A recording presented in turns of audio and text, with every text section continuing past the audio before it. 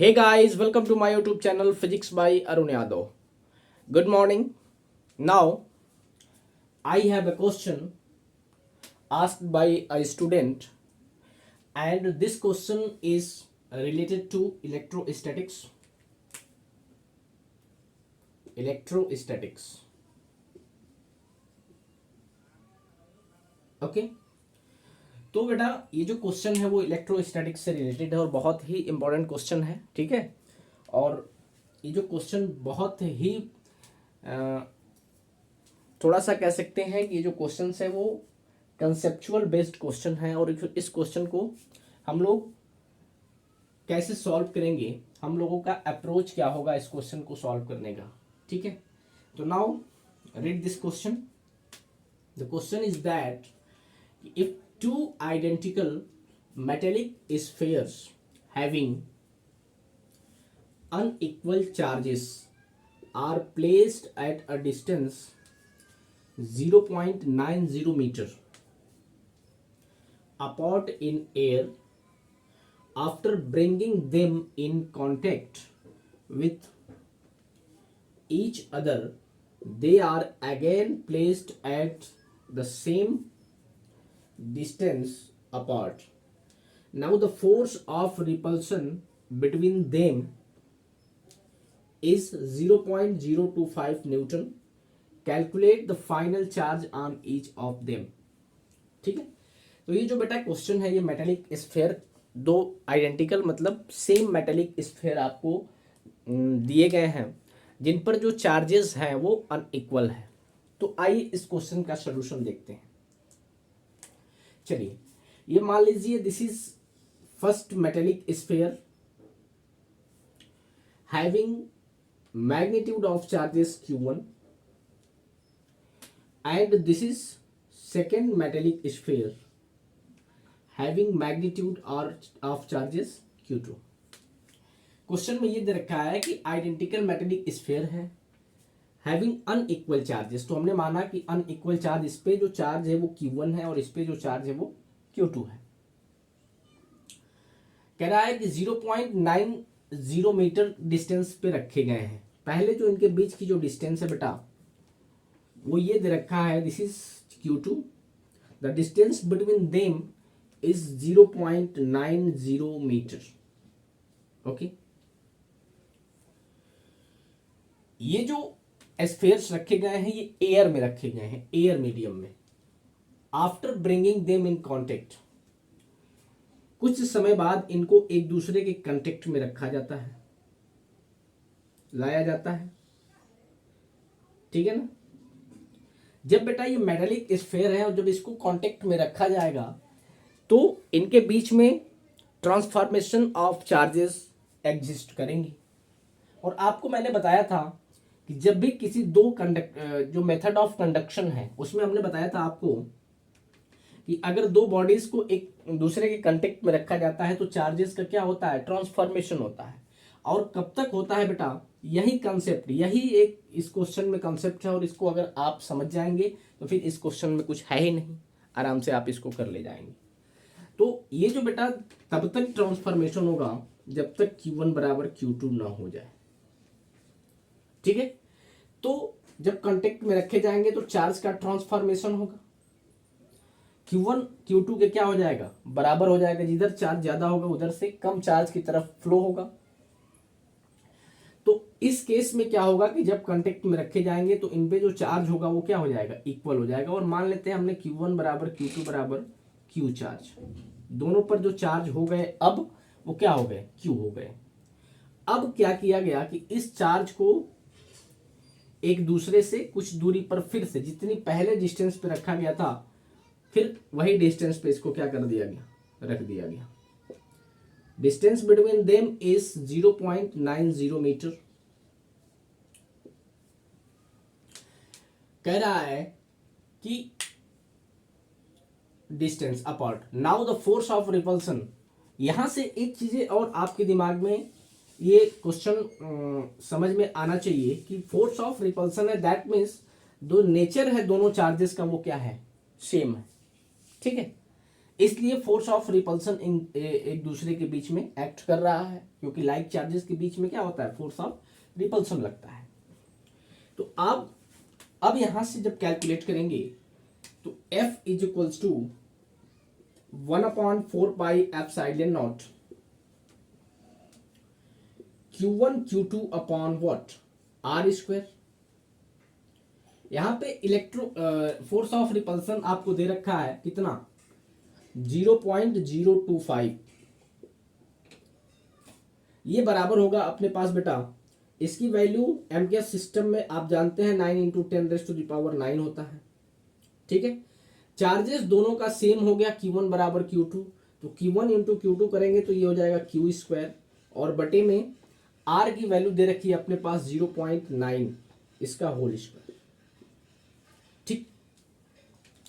अब यहां से बस आपको Q की वैल्यू को फाइंड आउट कर लेना है, और यही आपसे इस क्वेश्चन में पूछ रखा है, तो इस क्वेश्चन को थोड़ा सा हम रिमूव करते हैं। चलिए, अब यहां से अगर आप करेंगे तो क्या हो जाएगा, 0.025 is equals to 9 × 10⁻⁹ into Q square upon, इसको अपने पास क्या लिख सकते हैं, ये 9/10 इसका होल स्क्वायर, है कि नहीं। अब ये जो होगा बेटा वो 0.025 is equals to 9 × 10⁻⁹ into Q square, और 10 के पावर 2, ये 10 स्क्वायर है तो 10 के पावर 2 हो जाएगा, ये ऊपर चला जाएगा, और बटे में बचेगा क्या आपके पास, 9 × 9, ठीक है। 9 स्क्वायर है, एक 9 से 9 कैंसिल हो जाएगा। अब क्या बचेगा, यहाँ पे हो जाएगा Q square into 10⁻11 is equals to 9 से इधर मल्टीप्लाई करोगे आप तो 9 इंटू कितना, 0.025। अब यहां से Q स्क्वायर जब आप फाइंड आउट करेंगे तो 9 इंटू 0.025 डिवाइडेड बाई ये 10 के पावर 11 से इधर डिवाइड हो जाएगा, ठीक है। अब देखिए, अब इसको क्या लिख सकते हैं, 9 इंटू 10 के पावर 9 इंटू, यहां से इसको लिखा जा सकता है 25 123 अपॉन 10 के पावर 3, यानी 1000 इसको हो जाएगा, इसको लिख सकते हैं ऐसे डेसिमल हटाने के लिए। अब यहां से Q स्क्वायर जो होगा वो हो जाएगा 9 × 25 डिवाइडेड बाई कितना, 10 के पावर 14। तो यहां से अगर करेंगे तो ये हो जाएगा, Q की वैल्यू अगर आप निकालोगे तो Q बराबर हो जाएगा अंडर रूट के अंदर 9 × 25 अपॉन, ये ऊपर चला जाएगा 10 के पावर 14, तो ऊपर चला जाएगा तो 10 के पावर -14 हो जाएगा, और ये किसमें, कूलॉम।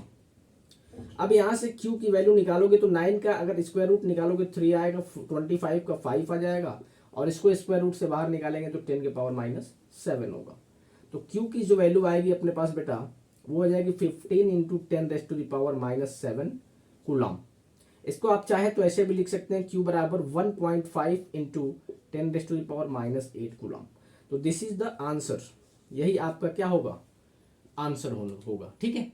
तो आई होप ये क्वेश्चन आपको बहुत अच्छे से समझ में आया होगा कि कैसे इसमें क्या कंसेप्ट हमने यूज किया और कैसे इस चीज को सॉल्व किया। तो आपका जो आंसर होगा वो कितना होगा, 1.5 × 10⁻⁸ कूलॉम, ठीक है।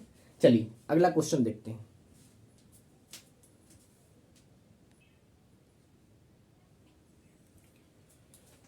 चलिए, now I have the second question.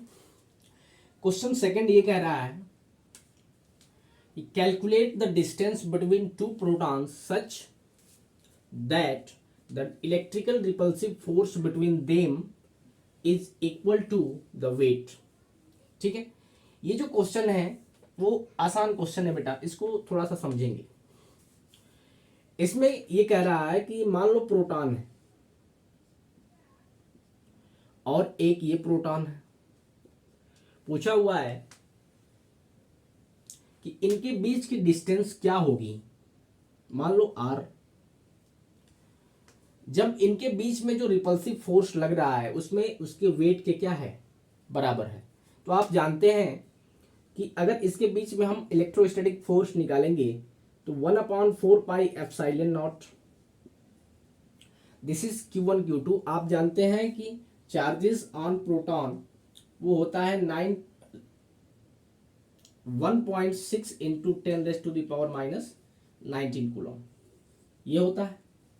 अब यहाँ पे रखेंगे तो 1.6 into 10⁻⁻19 into 1.6 into 10⁻⁻19 divided by R square. क्यों? क्योंकि जो चार्ज होता है इस प्रोटॉन पे वो 1.6 इंटू 10⁻⁻19 कूलम होता है, तो इस पे भी होगा। दोनों का charge Q1 Q2 upon R square. इसकी वैल्यू आप चाहो तो रख लो 9 इंटू 10⁻⁹। ठीक है, ये जो इक्वल है बेटा वो इसके वेट के इक्वल है, यानी मास m इंटू जी के बराबर है। Mass of proton mp into G. अब यहाँ पे क्वेश्चन में मेंशन करना चाहिए था उसको कि दोनों प्रोटॉन के वेट के बराबर है या सिंगल प्रोटॉन के वेट के बराबर है। तो हमारे समय से ये जो सिंगल प्रोटॉन है इसके वेट के आपका बराबर है, क्योंकि जो वेट होगा वो तो इक्वल ही होगा।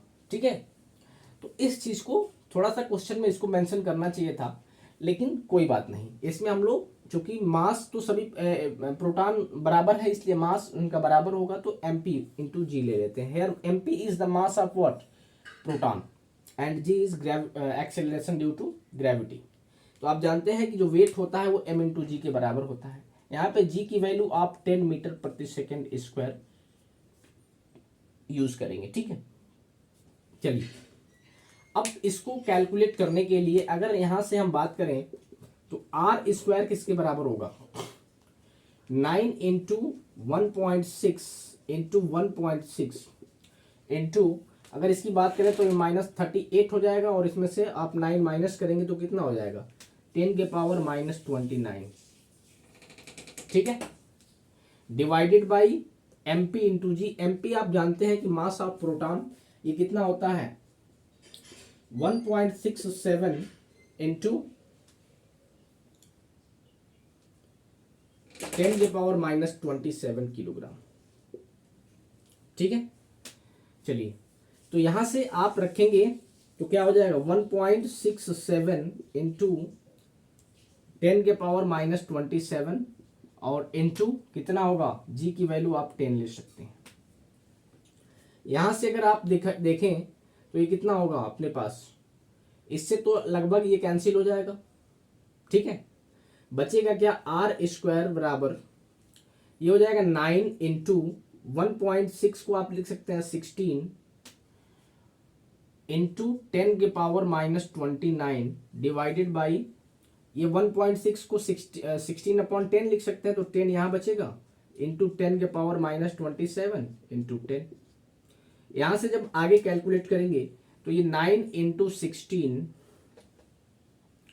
इंटू 10⁻⁻29, जब ये बेटा ऊपर जाएगा तो ये कितना हो जाएगा अपने पास? ये 10 का स्क्वायर हो जाएगा, और स्क्वायर इसमें से एक 2 माइनस हो जाएगा, तो कितना हो जाएगा? 10⁻⁻25। अब जब ये ऊपर जाएगा तो अपने पास होगा 9 इंटू 16 इंटू 10⁻⁻29 इंटू 10 के पावर ऊपर जाएगा तो 25 हो जाएगा। ठीक है, तो आर स्क्वायर यहां से होगा वो कितना हो जाएगा? 9 इंटू 16 इंटू 10 के पावर कितना अपने पास बेटा? -4, 10⁻⁻4। तो आर स्क्वायर यहां से अगर आर हम निकालेंगे तो आर अपने पास होगा 9 का स्क्वायर रूट निकालोगे तो अंडर रूट के अंदर ये हो जाएगा 9 इंटू 16 इंटू 10⁻⁻4। ये किस में आएगा अपने पास बेटा? मीटर में आएगा। ठीक है, तो R बराबर यहां से इसका स्क्वायर रूट आप निकालोगे तो इसका 3 हो जाएगा, इसका 4 हो जाएगा, और इसका 10⁻⁻2 होगा। तो R इज इक्वल्स टू 3 में 4 से मल्टीप्लाई करेंगे तो 12 इंटू 10⁻⁻2 मीटर। इसको आप लिख सकते हैं कि 12/100 10⁻2 यानी 100 मीटर। इसको क्या लिख सकते हैं आप? R बराबर 0.12 मीटर। यही बेटा आपका आंसर होगा। ठीक है, तो आपको आई होप ये समझ में आया होगा बहुत अच्छे से, क्योंकि आसान क्वेश्चन था। थोड़ा सा इसमें क्या करना था? आपको कैलकुलेशन करना था, ठीक है ना। बाकी कोई इसमें परेशान होने वाली चीज़ें नहीं थी। तो आई होप ये क्वेश्चंस जो दो हमने कराया अभी आपको ये बहुत अच्छे से समझ में आया होगा। ऐसे ही बिल्कुल आप, अगर आपके पास कोई डाउट क्वेश्चन है तो हमारे पास आप उस क्वेश्चन को भेज सकते हैं और उस क्वेश्चन का सलूशन हम आप इस यूट्यूब के माध्यम से आपके पास पहुंचा देंगे, ठीक है। तो चलिए मिलते हैं हम लोग अगली क्लास में। तब तक के लिए अपना ख्याल रखेंगे, पढ़ाई करते रहेंगे, एक एक चीज़ें बिल्कुल नोट डाउन करते रहेंगे कंसेप्ट के साथ। तो मिलते हैं हम लोग अगली क्लास में। इस क्लास में यहीं तक। वीडियो को ज़्यादा से ज़्यादा शेयर करें, सब्सक्राइब करें तथा वीडियो पसंद आती है तो लाइक करें। तो नमस्कार, जय हिंद, जय भारत, थैंक यू।